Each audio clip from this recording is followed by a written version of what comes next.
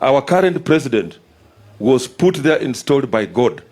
I remember I was in Bomas and I saw myself dying that day. My children called me, "Dad, are you safe?" Nikamwambia niko safe. Nikaona mtu akapiga Chebukati ngumi. Hey. Yes. Nikaona rafiki yangu walikuwa Senator Oledama akachotwa. It was chaos. Everybody, even some clergy took off. Akabaki Ole Sapit, Archbishop. When he prayed, nikasema God has saved this country. And that's why we continue praying for the president. We tell him always to remember the path of God. That's God who gave him that authority. Kwa hivyo govern akijua kuna Mungu. That's why I came from Nairobi yesterday by road. Today I was in Sangalo. Right now I'm here.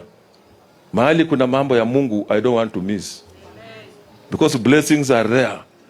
So nimekuja hapa nimepata blessings ya daktari. Kama ningeenda nyumbani ningekuwa tu na randa huko kwa compound.